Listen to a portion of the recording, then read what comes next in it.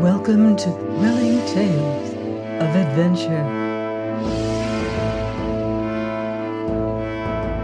I'm Ardell, reading The People of the Mist by H. Rider Haggard.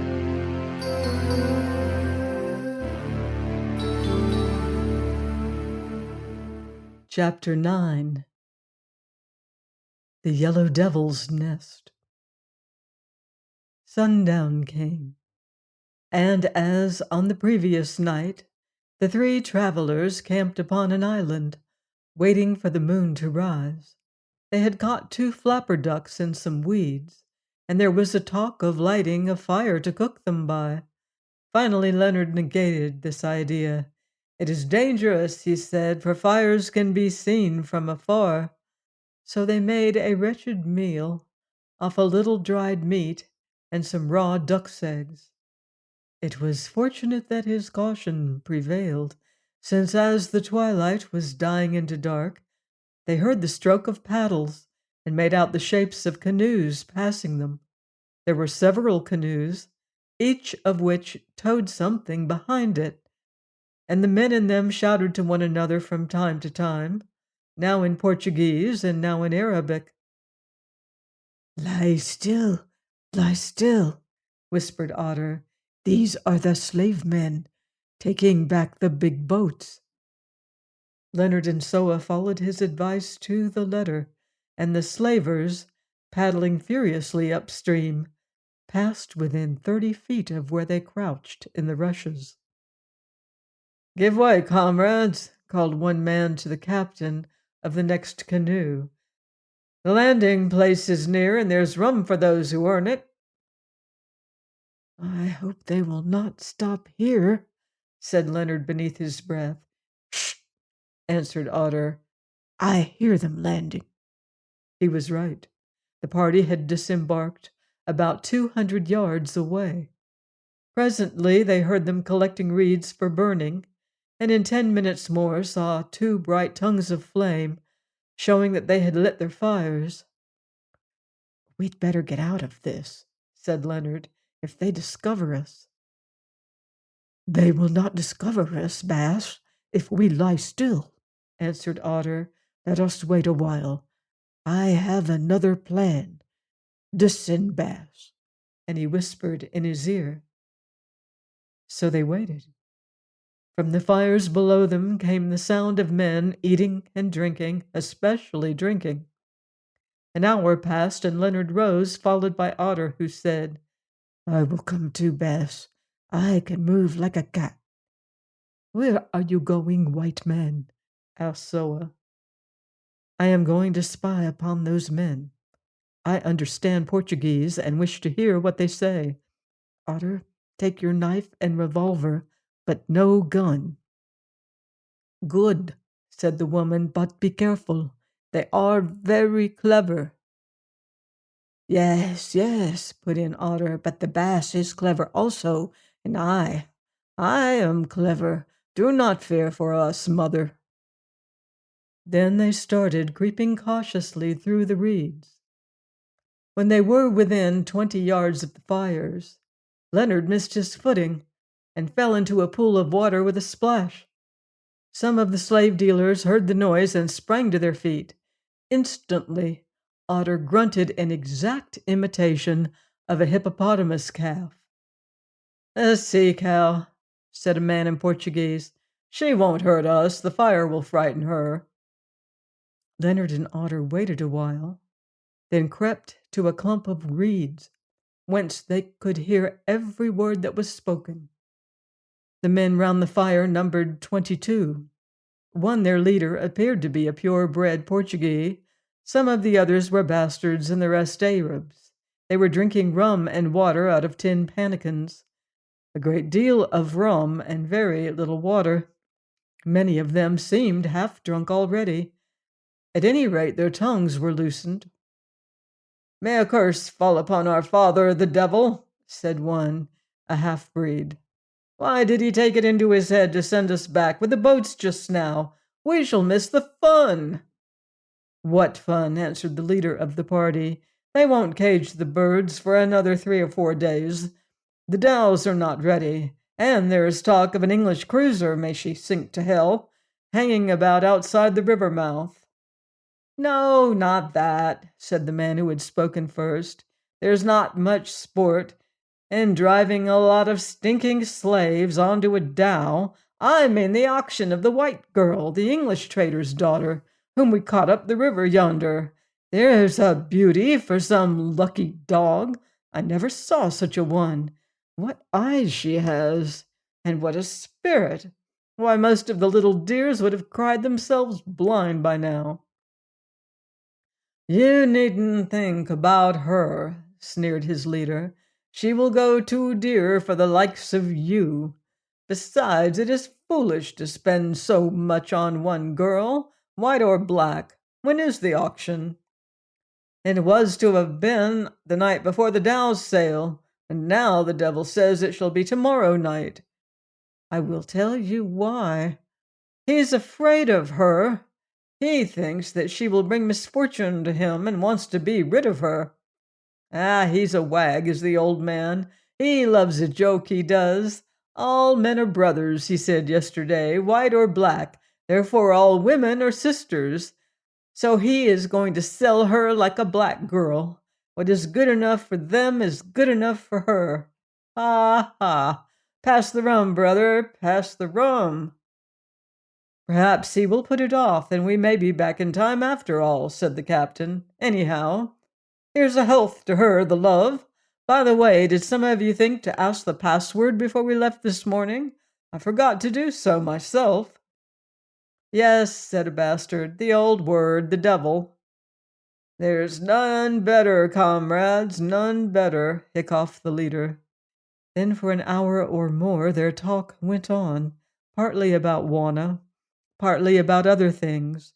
As they grew more drunk, the conversation became more and more revolting, till Leonard could scarcely listen to it and lie still. At length it died away, and one by one the men sank into a sound and sodden sleep. They did not set a sentry, for here on the island they had no fear of foes. Then Otter rose upon his hands and knees, and his face looked fierce in the faint light. Bass, he whispered, shall we? And he drew his hand across his throat. Leonard thought a while. His rage was deep, and yet he shrank from the slaughter of sleeping men, however wicked. Besides, could it be done without noise? Some of them would wake, fear would sober them, and they were many. No, he whispered back, follow me. We will cut loose the boats. Good, good, said Otter. Then, stealthy as snakes, they crept some 30 yards to where the boats were tied to a low tree. 3 canoes and 5 large flat-bottomed punts, containing the arms and provisions of the slave dealers. Drawing their knives, they cut these loose. A gentle push set them moving. Then the current caught them, and slowly they floated away into the night. This done, they crawled back again. Their path took them within 5 paces of where that half-breed ruffian lay, who had begun the talk to which they had listened. Leonard looked at him and turned to creep away. Already Otter was 5 paces ahead, when suddenly the edge of the moon showed for the first time, and its light fell full upon the slaver's face. The sleeping man awoke, sat up, and saw them. Now Leonard dared not hesitate, or they were lost. Like a tiger he sprang at the man's throat, and had grasped it in his hand before he could even cry aloud. Then came a struggle short and sharp, and a knife flashed. Before Otter could get back to his side, it was done, so swiftly and so silently that none of the band had wakened, though 1 or 2 of them stirred and muttered in their heavy sleep. Leonard sprang up unhurt, and together they ran rather than walked back to the spot where they had left Soa. She was watching for them, and pointing to Leonard's coat, asked, How many? 1, answered Otter. I would it had been all, Soa muttered fiercely. But you are only two." "Quick," said Leonard, "into the canoe with you. They will be after us presently." In another minute they had pushed off, and were clear of the island, which was not more than a quarter of a mile long. They paddled across the river, which at this spot ran rapidly and had a width of some 800 yards, so as to hide in the shadow of the opposite bank. When they reached it, Otter rested on his paddles and gave vent to a suppressed chuckle, which was his nearest approach to laughter. "Why do you laugh, Black One?" asked Soa. "Look, yonder," he answered, and he pointed to some specks on the surface of the river, which were fast vanishing in the distance. "Yonder go the boats of the slave dealers, and in them are their arms and food. We cut them loose, the Bass and I. There on the island sleep 2 and 20 men, all save one. There they sleep. And when they wake, what will they find? They will find themselves on a little isle in the middle of great waters, into which, even if they could, they will not dare to swim because of the alligators. They can get no food on the island, for they have no guns, and ducks do not stop to be caught. But outside the alligators will wait in hundreds to catch them. By and by they will grow hungry. They will shout and yell, but none will hear them. Then they will become mad, and falling on each other, they will eat each other and die miserably one by one. Some will take to the water, those will drown or be caught by the alligators, and so it shall go on till they are all dead. Every one of them. Dead, dead, dead." And again Otter chuckled. Leonard did not reprove him. With the talk of these wretches yet echoing in his ears, he could feel little pity for the horrible fate which would certainly overtake them. Hark! A faint sound stole across the quiet waters, a sound which grew into a clamor of fear and rage. The slavers had awakened. They had found the dead man in their midst, mysteriously slain by an invisible foe. And now the clamor gathered to a yell, for they had learned that their boats were gone, and that they were trapped. From their shelter on the other side of the river, as they dropped leisurely down the stream, Leonard and Otter could catch distant glimpses of the frantic men rushing to and fro in the bright moonlight and seeking for their boats. But the boats had departed to return no more. By degrees the clamor lessened behind them, till at last it died away, swallowed in the silence of the night. Then Leonard told Soa what he had heard by the slavers' fire. "How far is the road, Black One?" she asked when he had finished. "By sundown tomorrow we shall be at the Yellow Devil's gates," answered Otter. 2 hours later they overtook the boats, which they had cut adrift. Most of them were tied together, and they floated peacefully in a group. "We'd better scuttle them," said Leonard. "No, boss," answered Otter. "If we escape, we may want them again. Yonder is the place where we must land," and he pointed to a distant tongue of marsh. "Let us go with the boats there and make them fast. Perhaps we may find food in them, and we need food." The advice was good, and they followed it, keeping alongside of the punts and directing them when necessary with a push of the paddles. They reached the point just as the dawn was breaking. Here, in a sheltered bay, they found a mooring place to which they fastened all the boats with ropes that hung ready. Then they searched the lockers and to their joy discovered food in plenty, including cooked meat, spirits, biscuits, bread, and some oranges and bananas. Only those who have been forced to do without farinaceous food for days or weeks will know what this abundance meant to them. Leonard thought that he had never eaten a more delicious meal, or drunk anything so good as the rum and water with which they washed it down. They found other things also, rifles, cutlasses, and ammunition, and better than all, a chest of clothes, which had evidently belonged to the officer or officers of the party. One suit was a kind of uniform, plentifully adorned with gold lace, having tall boots and a broad felt hat with a white ostrich feather in it to match.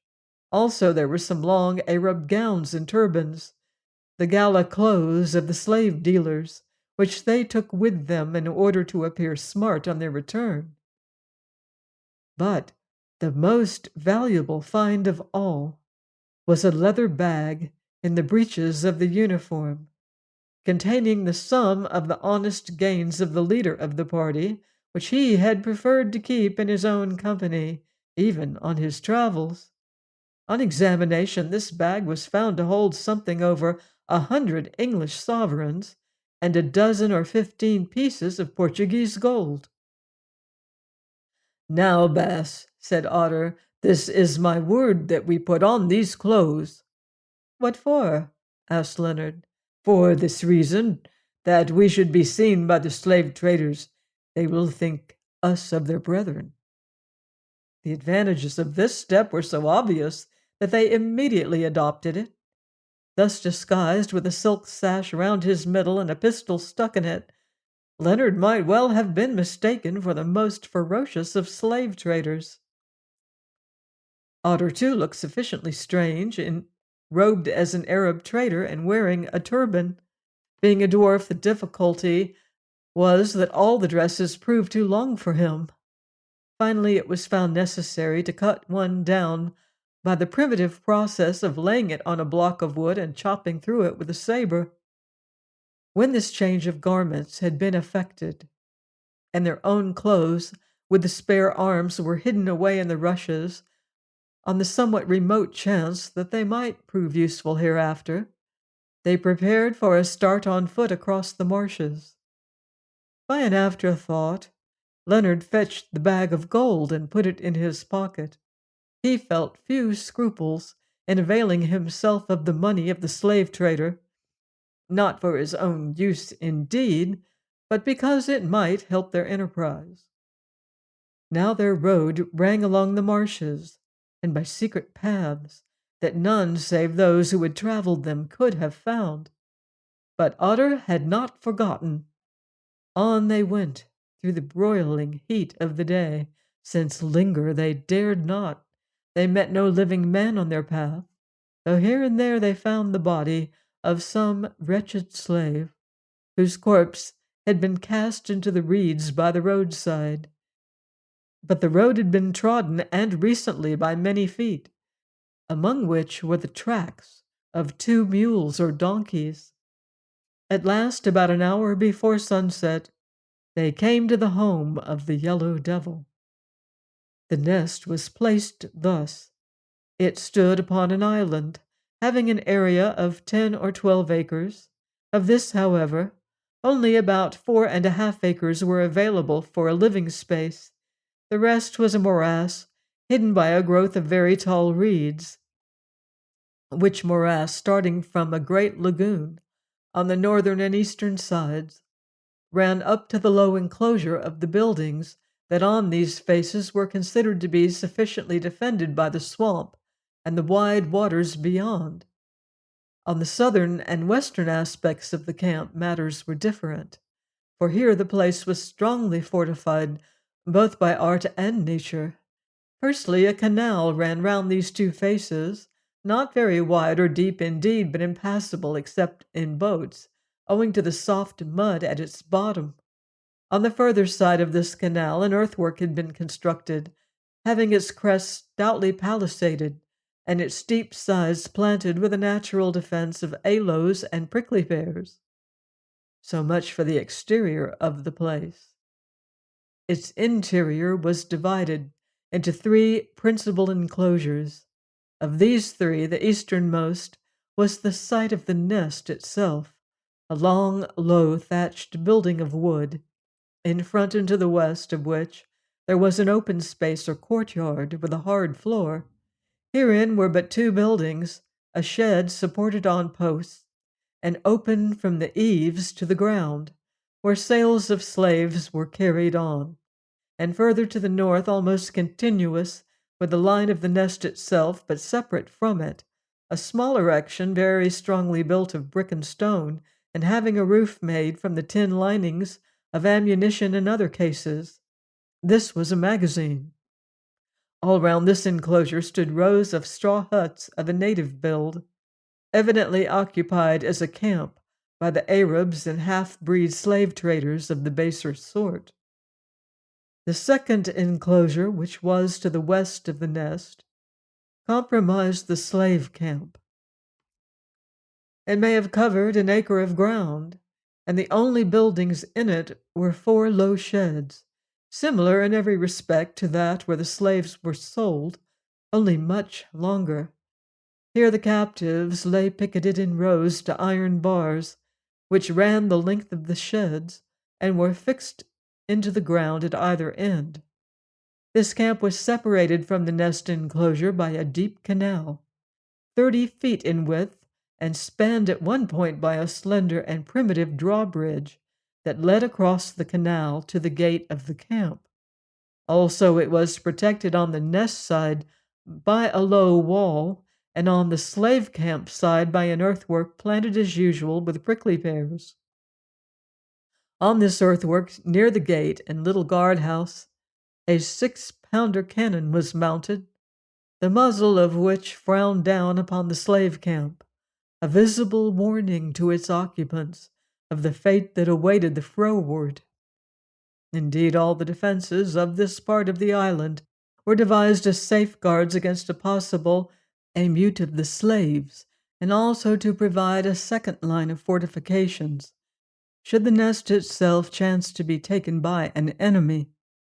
Beyond the slave camp lay the gardens that could only be approached through it.